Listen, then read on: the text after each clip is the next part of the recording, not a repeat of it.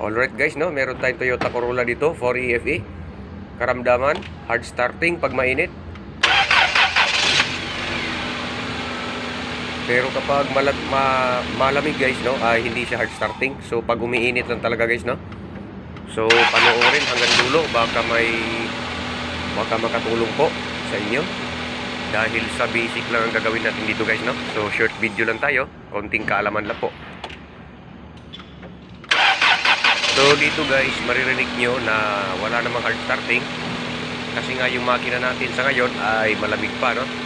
So mamaya papainitin natin siya. At dito guys, no, pakinggan ang comparison dahil ito'y mainit na. So yan, naririnig nyo guys na medyo mahaba ang kanyang pasakalye. Hindi tulad nung malamig pa ay one click, no.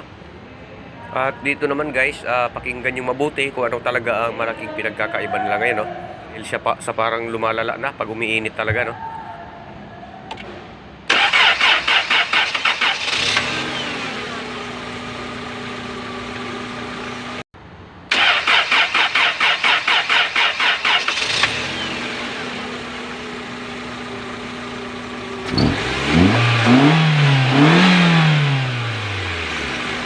Pero wala siyang palya guys, no. At hindi siya low power. So kaya guys, dito ay hindi na tayo nagpapatupid ng tumbig pa, no. So gagawa na ng action si Kerry Works kung ano ang kanyang unang hakbang na gagawin. Dahil sa lumalala na talaga pag siya'y uminit. So dito na nga. Dito may mapapansin kayo guys na langis na pumapasok po doon sa may spark plug, no. So ayan. Hindi naman lahat, pero yan, number 4 at 3, 2, wala. Number 1 meron, pero hindi yan guys ang nagkukos ng hard starting, na. Kaya dito tayo muna sa distributor dahil sa may leak ang langis na pumapasok po sa ating distributor. So titignan natin ang loob nito kung walang naging epekto. Pero sa tingin ko guys ay malayo ito, no? Pero dahil sa nagto-troubleshoot tayo, kaya tignan natin to kung pwede pa ang distributor na to. At dito naman guys, no, ay papakita ko sa inyo. Yan. Kung makikita nyo guys, yung ating condenser po sa loob ay pabulok na yan. So anytime pwede pong mag-shutdown or mamatayan po ng makina ang ating customer. So dyan pa lang ay 1 point na. So may nakita na tayong hindi natin gusto. Pero hindi pa rin yan guys, no, yung cause ng ating hard starting.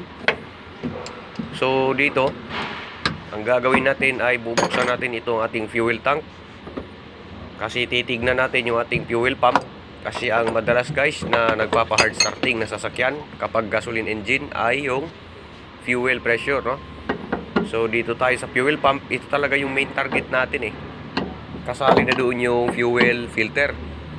So syempre, unahin natin itong fuel pump kasi ito yung supply ng pressure. So dito ay tinanggal na natin yung fuel pump assembly. Tapos ito siya guys, no. So tatanggalin lang natin tong fuel pump natin at papalitan natin siya ng bago. Dahil sa may kalumaan na rin kung ating fuel pump, kaya magsiguro na tayo, no, napalitan ito. At huwag tayong magtipid, baka tayo ay mapakjab. At ito nga pala guys, no, hindi ko na ipakita sa inyo kanina yung video. Dito nga pala guys ay meron siya malalang problema. Ayan, ah. So yan, makikita nyo yung crack na yan guys. Pero yan ay gumagana pa, ayos pa yan. Ang problema nga lang guys, dahil sa umiiwas tayo sa backjab, bukod doon sa condenser, dito ay maaari tayong mabackjab, no. Dahil dyan, pag yan bumigay, pag yan nabasag pa, ay shutdown talaga sa sasakyan guys, no? So ang ginawa natin ay nagpalit tayo ng brand new replacement na distributor. So ayan guys, nakakabit na, no. So hindi ko na video guys dahil napaka basic lang naman ang trabahong ito. Tapos yung fuel pump natin guys ay nakakabit na nga pala yung bago, no. Hindi ko lang rin na-video. At dito guys, dahil kumpleto na yung parts na kailangan natin, ito ay malamig pa kaya testingin natin siya. At dito guys ay one click nga dahil malamig pa siya. Pero i-try lang natin, no, para maikumpara natin siya yung ating bagong parts na palit at kanina yung luma. So dito guys, dahil kailangan natin siyang painitin dahil ang trouble niya ay doon sa mainit na temperature. So ang ginagawa natin ngayon guys ay i-remote test po natin itong sasakyan. papainitin lang po natin ito. Patatakbuhin natin ng mga ilang kilometers. Tapos kayo nang humusga kung nawala ba yung problema. No? So dito tayo ngayon sa Lipa City Air Base. Dahil kailangan natin siyang ipatakbo talaga para talagang uminit. Kasi kanina guys, naka-idling lang siya, mainit na.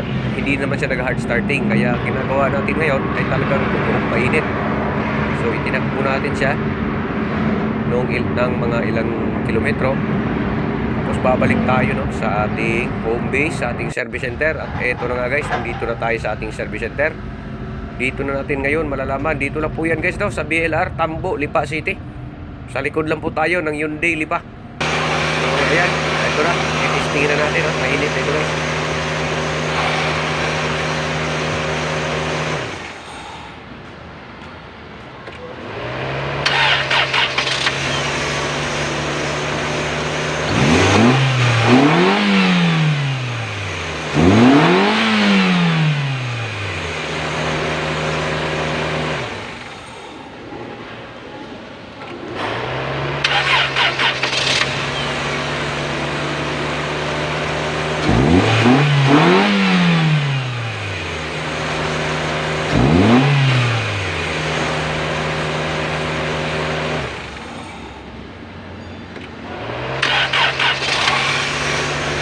At yun guys no, so naririnig nyo, nakikita nyo na hindi na siya hard starting guys. So ibig sabihin wala na yung problema guys no. So hanggang dito na lang po muna ang ating video.